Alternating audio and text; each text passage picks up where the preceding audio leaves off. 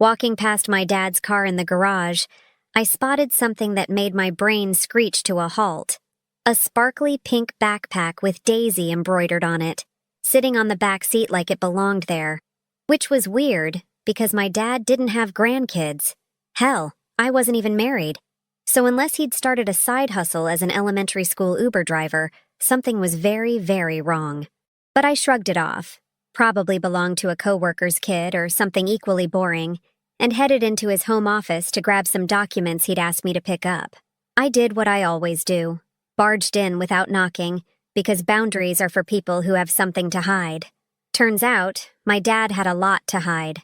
He was on the phone, back to the door, voice low and tense. Esme? She's way too dramatic for this. Total gossip. If she finds out, she'll blow everything up. Can't trust her with anything serious. Our eyes met in the reflection of his computer monitor. His face went from casual Tuesday to oh crap, oh crap, oh crap in about half a second. He fumbled the phone, stammered something about calling back later, and turned to me with the fakest smile I'd ever seen. Esme! Hey, sweetie! Didn't hear you come in. I stood there, documents in hand, brain doing Olympic-level gymnastics trying to connect dots I didn't even know existed 5 seconds ago. Dramatic? Gossip? Can't trust me with what exactly? And then it hit me. The pink backpack. The work trips that lasted exactly half of every month like clockwork. The second cell phone he claimed was just for clients. The way Mom always looked just slightly sad when he packed his suitcase every other week, but never said anything because she's a retired therapist who believes in giving people space. My dad wasn't just hiding something. He was hiding someone. Multiple someones, actually. And he was panicking because I'd just accidentally stumbled onto the edge of his biggest secret. I'm Esme Harlow, 31 years old, digital marketing manager in Tempe, Arizona, and according to my father, Hugh Harlow, insurance salesman extraordinaire and apparently part-time secret family man, I'm the dramatic daughter who can't be trusted. Which is hilarious because up until that moment, I'd been the most oblivious person on the planet. My mom, Lorraine, is one of those calm, centered therapist types who thinks communication and personal growth are the answers to everything. In reality, that just means Dad's been doing whatever he wants for decades while she meditates through it. But that phone call? That changed everything. Because it wasn't just about him having secrets. It was about me being the problem if I discovered them. And honestly, he was right to be scared. I was going to make this dramatic. Just not in the way he expected. I played it cool. Smiled. Found the papers, Dad. Thanks. Waved the folder, turned around, walked out like nothing happened. Gave him a cheerful, "See you Sunday for dinner," over my shoulder. But that night, while he sat at the dinner table with Mom discussing retirement plans and acting like the world's most devoted husband, I was in my apartment doing what I do best, deep diving into digital forensics like I was auditioning for the FBI.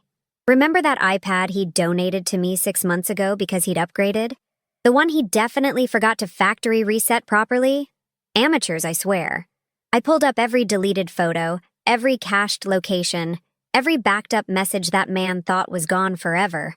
And oh, honey, the things I found. Photos of another house, different kitchen, different living room, different everything. A blonde little girl blowing out birthday candles. 7 candles, to be exact. A brunette woman smiling at the camera in a way my mom hadn't smiled at my dad in years. Screenshots of text messages calling someone baby and my love, with a contact name saved as C. Flagstaff Office. I cross-referenced photo metadata with his work trip calendar. Every single photo was taken on days he was supposedly traveling for business. Every single one. Then I got creative. Searched public records for his name in Flagstaff, a city about 2 hours north of here that he'd mentioned visiting for client meetings roughly twice a month for years. Found utility bills. Found a mortgage payment record. Found an address that definitely wasn't ours. My dad had a whole second family. Her name was Clarice, 38 years old, elementary school teacher. The little girl was Daisy, 7 years old. And Dad had been splitting his time perfectly down the middle. 15 days here playing devoted husband. 15 days there playing present father. For 7 years. 7 years of work trips. 7 years of 2 women believing they had a committed partner. 7 years of a little girl thinking her daddy just worked far away sometimes. But you know what made me absolutely furious? Not the cheating, though that was repulsive. Not even the double life, though that took sociopathic levels of compartmentalization. It was that phone call. Him calling me dramatic, saying I'd ruin everything. Like I was the threat. Like I was the problem standing between him and his comfortable little setup where he got to play house in 2 states and nobody asked questions. So I made a decision. He wanted to keep me in the dark? Fine. I'd use that darkness to my advantage. I went back to being the normal daughter. Sunday dinners. Random memes in the family group chat. Even posted a Father's Day photo with him on Instagram with some saccharine caption about best dad ever that nearly made me gag. But I needed him to think everything was fine. Meanwhile, I became a forensic detective. Found Clarice's Instagram, public profile because why wouldn't it be? Found Daisy's school. Found the PTA moms Facebook group Clarice was part of. Found their favorite coffee shop based on tagged locations. Found everything. And then, I designed the most surgical, devastating plan imaginable. Not revenge, just truth. Delivered exactly the way it needed to be delivered to cause maximum clarity and minimum collateral damage to the only innocent person in this mess. That 7-year-old girl. Because here's the thing about being dramatic. Sometimes drama is just another word for person who refuses to let bad behavior slide. And Dad was about to learn that the hard way. The next 2 weeks were absolutely surreal. I became an actress worthy of an Oscar, playing the role of oblivious daughter who definitely didn't just discover her dad's entire secret life. Sunday dinner at my parents' house? I showed up with wine and small talk about a client campaign. Dad kept shooting me nervous glances across the table, probably waiting for me to flip it over and scream accusations. But I just smiled, complimented Mom's pot roast, and asked him how work was going. "Oh, you know," he said carefully. Same old, same old. Lots of travel coming up. Gotta love those insurance clients," I said, taking a sip of wine. So demanding. The man looked like he was about to have a cardiac event. Good. Mom, bless her completely oblivious heart, just nodded along. Hugh works so hard. Always has. I keep telling him he should slow down before retirement, but he insists the clients need him. I bet they do, Mom. I bet that 2nd-grade teacher in Flagstaff really needs him to show up every other week to play house. What killed me, and I mean absolutely killed me, was how comfortable he'd gotten with the lying. 31 years of marriage, and the man could look my mother in the eyes and talk about client meetings without even flinching. That takes practice. That takes sociopathic levels of compartmentalization. After dinner, Dad walked me to my car. Probably thought he'd get a moment to explain or beg me to keep quiet. Instead, I hugged him goodbye like normal and said, "Love you, Dad. Drive safe on your trips." He looked confused, relieved, suspicious. All at once. I loved it. Back home, I continued my investigation. See, I wasn't just gathering evidence. I was building a profile. I needed to understand Clarice. Not to judge her, but to figure out how to handle this without destroying an innocent woman and her kid. Clarice's Instagram was a goldmine. Lots of posts about Daisy, first day of school photos, Halloween costumes, library visits, posts about her students, motivational quotes, classroom decorations, teacher life memes, a few posts about missing my person on weeks Dad wasn't there, which, oof. She really believed he lived in Phoenix full-time and just visited when he could. No wedding photos, no engagement announcement, just 7 years of boyfriend who travels for work content. I found a post from 3 years ago, Daisy's 4th birthday party. Dad wasn't in any photos, but the caption said, "Missing Daddy today, but he promised to make it up to us this weekend." Comments from friends. He works so hard. And Daisy is so lucky to have such a dedicated father. Sure, dedicated. That's the word. I also discovered that Clarice was genuinely beloved in Flagstaff. PTA treasurer, volunteer reading tutor, church choir member. This wasn't some random affair with a woman who knew he was married and didn't care. This was a woman who'd been lied to for 7 years and built a life around those lies, which meant Dad wasn't just a cheater. He was a long-term con artist. The more I learned, the angrier I got. Not the explosive, throw-things anger. The cold, calculated, I'm going to dismantle your life brick by brick anger. The kind that makes you dangerous. I started leaving little breadcrumbs during family interactions. Nothing obvious. Just enough to watch him squirm. At a family BBQ that weekend, because my dad's side of the family loves any excuse to grill meat and pretend we're all functional, I casually mentioned reading an article about people who maintain secret second families. Can you imagine? I said, loud enough for Dad to hear from across the patio. Living a double life for years? The energy that would take?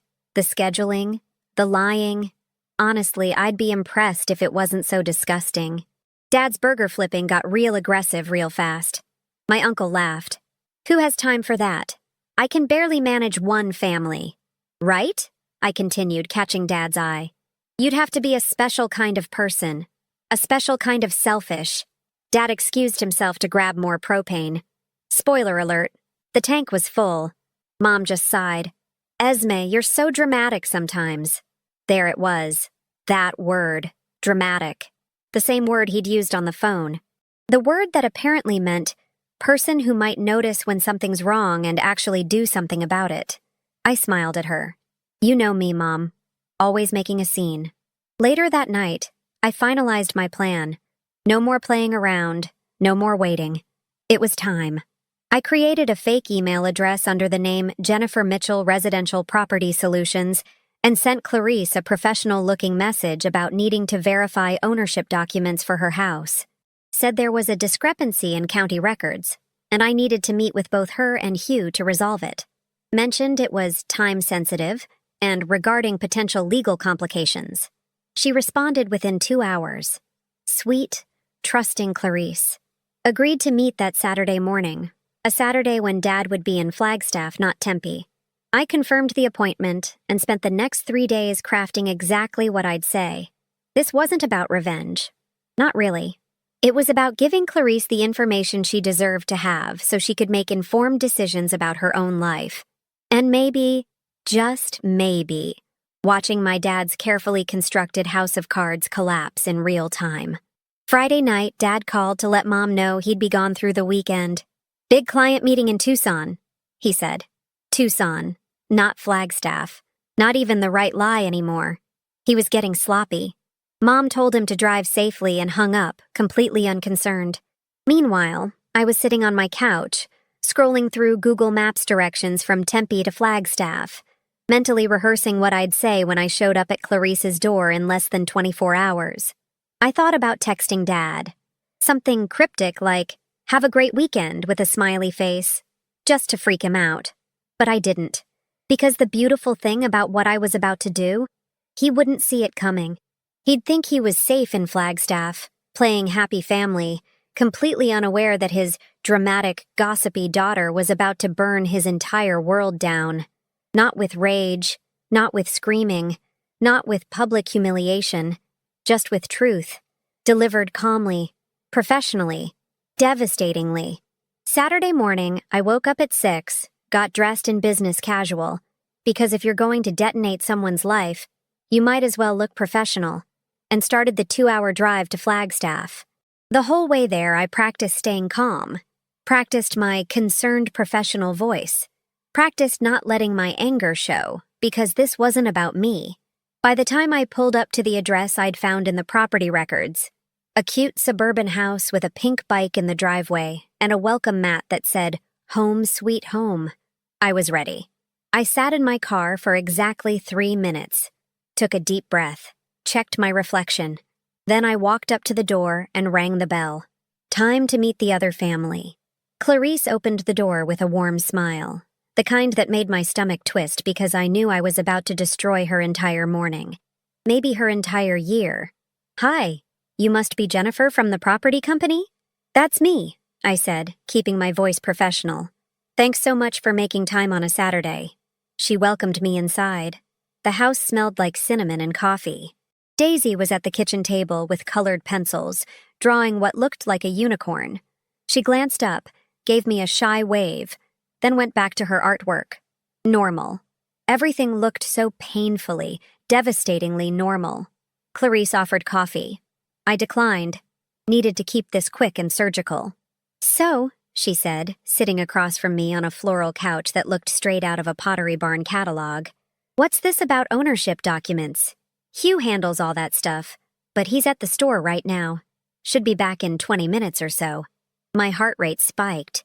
Hugh was here, in Flagstaff, probably at some grocery store buying milk and lies. I had 20 minutes, maybe less. Time to detonate. Actually, I said carefully, I need to be honest with you about something. I'm not from a property company. Her smile faltered. I'm sorry, what? My name is Esme Harlow. I'm Hugh's daughter, with his wife Lorraine, his legal wife, who he's been married to for 31 years and never divorced. The color drained from Clarice's face so fast I thought she might pass out. Wait, what? No, Hugh's divorced. He told me. He's not. I pulled out my phone, showed her the photos I'd saved. Hugh and Lorraine at their 30th anniversary party 6 months ago, smiling at a restaurant in Tempe. Hugh at our house last weekend, arm around Mom in the kitchen. The marriage certificate I'd photographed from Mom's filing cabinet, dated 1994. Never annulled, never dissolved. Clarice stared at the screen like it was showing her an alien autopsy. I don't understand, she whispered. He said Lorraine was his ex-wife. He said she was difficult and they didn't talk anymore. He said he lived in Phoenix for work but stayed in Flagstaff because he wanted to be near us. He lives in Tempe with my mother, I said, keeping my voice steady. Has for decades. The house is in both their names. He travels 15 days a month. That's when he comes here. To you. She sat back, hand over her mouth, eyes welling up. From the kitchen, Daisy called out, Mommy, can I have a snack? In a minute, sweetie, Clarice managed, voice cracking. I gave her a moment. Let the information sink in. Watched her mentally replay 7 years of memories through a completely different lens. Why are you here? She finally asked, tears streaming down her face. Why would you tell me this? Because 3 weeks ago, I overheard him on the phone saying I couldn't be trusted if I found out about you. Called me dramatic. Said I'd ruin everything. I leaned forward. And he was right. I am going to ruin everything. But not the way he thinks. Clarice wiped her eyes. I don't understand. Here's what's going to happen, I said. You have 2 choices. Choice 1. You end this relationship right now. Today. You get a lawyer, file for child support for Daisy, and move on with your life with your dignity intact. You control the narrative. You're the woman who was lied to, discovered the truth, and handled it like an adult. She stared at me. Choice 2, I continued. I go home today and tell my mother everything. She files for divorce. It becomes public. Messy. And in a town like Flagstaff, where you're an elementary school teacher and everyone knows everyone, you become the other woman, whether you knew about Lorraine or not. Daisy hears things at school. You lose control of the story.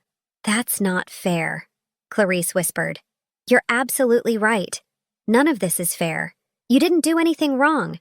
You were lied to. But fair doesn't matter right now. Control matters. And I'm offering you control. She looked toward the kitchen, where Daisy was humming to herself, completely oblivious to the fact that her entire world was about to shift. Why would you help me? Clarice asked. I'm the reason your parents' marriage is... No, I cut her off. He is the reason, not you. And I'm not helping you out of kindness. I'm helping you because it's the smartest play. If you end it cleanly, my mother finds out on my terms, not through some messy public explosion. Daisy gets protected. You get protected. The only person who loses is the person who deserves to lose. Clarice was quiet for a long moment. Then, he really never divorced her? Never even filed. And you've known for 3 weeks? Every detail. Where you work. Where Daisy goes to school. Your favorite coffee shop on Pine Street. I could have burned this down publicly anytime I wanted, but that would have hurt you and Daisy more than it would have hurt him. She processed that. I could see the wheels turning. Teacher brain, problem-solving brain, kicking into gear. If I end it today, she said slowly, and file for support, he'll know you told me. Oh, he'll definitely know. And he'll lose his mind. But that's my problem, not yours. He'll come after you. Let him. I smiled, cold and sharp. I've got recordings of him screaming at me. I've got evidence of the double life. I've got leverage he doesn't even know about yet. He can come after me all he wants. I'm ready. Clarice looked at me for a long time, like she was trying to figure out if I was real or some fever dream. Then she stood up, walked to the kitchen, and asked Daisy to go play in her room for a bit. Daisy, sweet and trusting, grabbed her colored pencils and skipped down the hallway. Clarice came back, picked up her phone, and started typing. "What are you doing?" I asked. "Ending it." Her voice was steady now, resolved. "Right now, before he gets back." She typed for 2 minutes straight. I watched her face cycle through grief, anger, determination. When she finished, she showed me the message. "I know about Lorraine. I know you've been lying to me for 7 years. I know you're married and never divorced. Don't come back here. Don't call. Don't text. My lawyer will contact you about child support for Daisy. We're done." She hit send, blocked his number, blocked him on Instagram, Facebook, everything. Then she looked at me and said, "He's going to panic." "Oh, absolutely. He's going to completely spiral." "Good," she said, voice hard. "He should." We sat there for a moment. Two women who'd never met before this morning, united by the spectacular mess one man had made. "What happens now?" Clarice asked. "Now," I said, standing up. "You take care of yourself and Daisy. Get that lawyer. Document everything. And when people ask what happened, you tell them the truth. You were in a relationship with someone who lied about his marital status, you found out, you ended it. Simple. Clean. No shame on you. And you?" I smiled. "I'm going home to wait for my dad to show up at my door. Absolutely losing his mind so I can give him an ultimatum that'll make today look like a warm-up." Clarice almost laughed. "Almost. You're kind of terrifying." "I prefer strategic." I headed for the door, then turned back. "For what it's worth, you seem like a good mom. Daisy's lucky." "Thank you," she said quietly. "And Esme? Thank you for giving me the choice. You didn't have to do that." "Yes, I did," I said. "Because the only person who deserves to be blindsided here is the person who's been blindsiding everyone else." I left before the emotions could get messier, drove out of that neighborhood, and made it about 3 miles down the highway before my phone started exploding with calls. Dad. Over and over and over. I let every single one go to voicemail. By the time I got back to Tempe 2 hours later, he'd called 47 times. The war had officially begun, and I was absolutely ready. I made it home around 2 in the afternoon. Poured myself a glass of wine, because if your father's about to have a complete meltdown on your doorstep, you might as well be hydrated. And waited. Didn't have to wait long.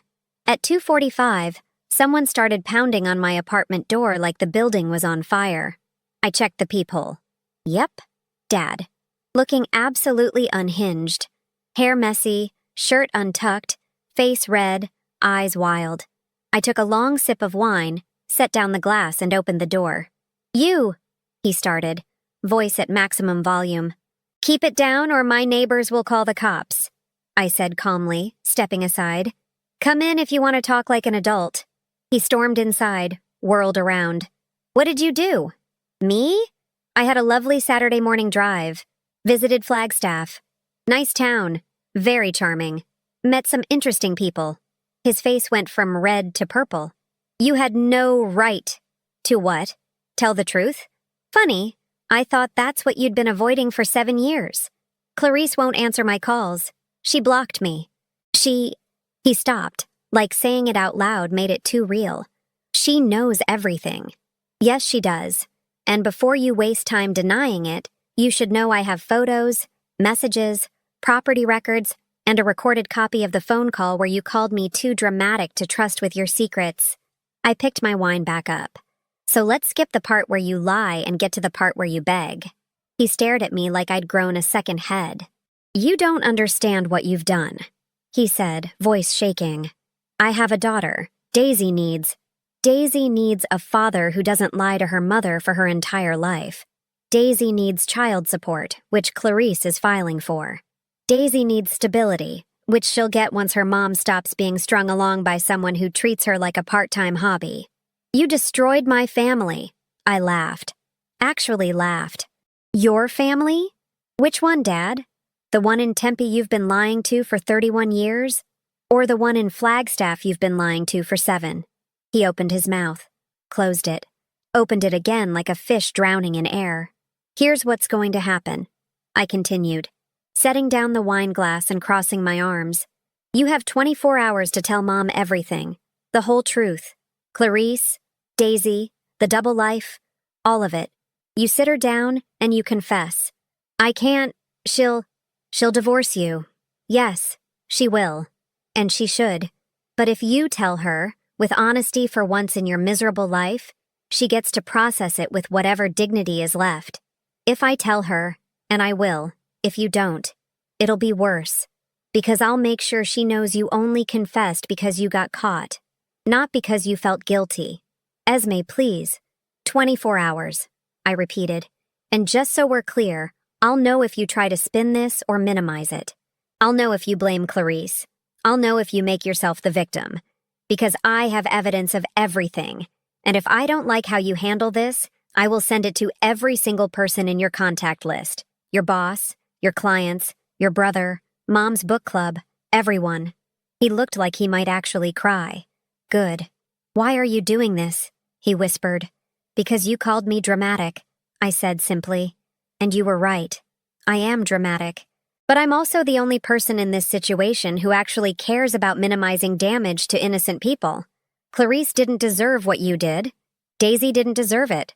Mom definitely didn't deserve it. So yeah, I'm being dramatic. But at least I'm being honest. He left without another word. Just walked out, got in his car, and drove away. I finished my wine and waited. The next afternoon, Sunday, exactly 23 hours later, Mom called me. Can you come over? Her voice was eerily calm. Too calm. The therapist calm she uses when she's internally screaming. I drove to their house. Found her sitting at the kitchen table, paperwork spread out in front of her. Dad was nowhere to be seen. He told me, she said. Everything. I sat down across from her. I'm sorry, Mom. Don't be. She looked up, eyes dry but tired. I suspected something years ago. Not another family. Just something. But I talked myself out of it. Convinced myself I was being paranoid. Insecure. That's not on you. I know.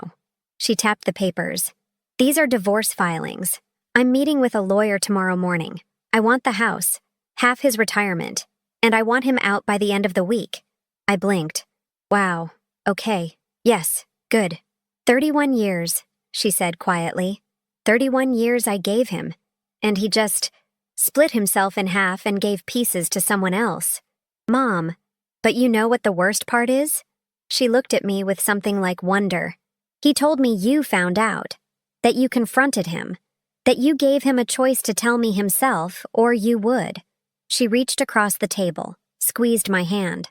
Thank you for that, for letting him tell me. I know you didn't have to. My throat tightened. You deserved to hear it from him. And that little girl deserves child support and honesty from here on out. I hope her mother gets everything she's owed. Clarice seems smart. She'll be okay. Mom nodded. Your father is staying at some hotel near the airport. I told him if he comes back before the locks are changed, I'm calling the police. I almost cheered. Over the next 2 weeks, everything unraveled in the most beautifully karmic way possible. Mom's divorce lawyer was ruthless. Took Dad for the house, half his pension, and a chunk of his savings. Mom kept her friend group, her book club, her entire social network. Dad became the pariah who had a secret family, whispered about at parties he wasn't invited to anymore. Clarice filed for child support. Dad now pays a solid amount monthly for Daisy. Court-ordered, no wiggle room. I heard through the grapevine that Clarice started dating a genuinely nice guy, another teacher, who treats Daisy like she's precious. Dad moved into a depressing one-bedroom apartment near the Phoenix airport. the kind with beige carpet and fluorescent lighting that hums. His travel schedule got cut after Mom's lawyer contacted his employer about potential fraud regarding business trips.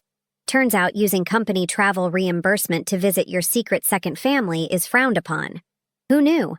He tried reaching out to me a few times. Texts like, "Can we talk?" and "I'm still your father." I never responded. At Thanksgiving, because of course there was a Thanksgiving, Mom hosted at the house that was now entirely hers. She invited me, my uncle, some cousins. Dad wasn't invited. I heard he spent it alone at some diner off the interstate. Mom, meanwhile, looked lighter, happier, free. She pulled me aside while we were cleaning up dishes. "You know, everyone thinks you caused all this drama." "I did cause it." "No," she corrected. "You exposed it. There's a difference. The drama was already there. You just turned on the lights." I hugged her. She hugged back. "I'm proud of you," she whispered, "for being brave enough to tell the truth even when it was hard." A few months later, I got a message from Clarice, short and simple. "Thank you for giving me my life back.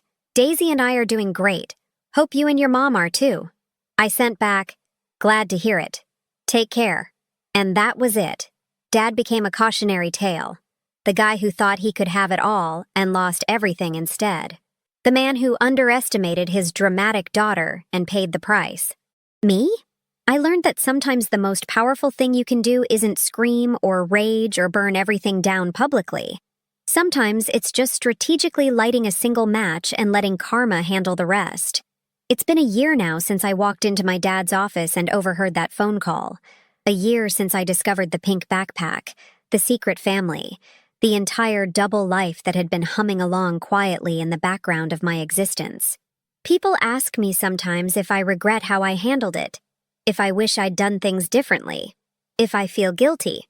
The answer is no, not even a little bit. See, here's what I learned. Being called dramatic my whole life wasn't an insult. It was a threat.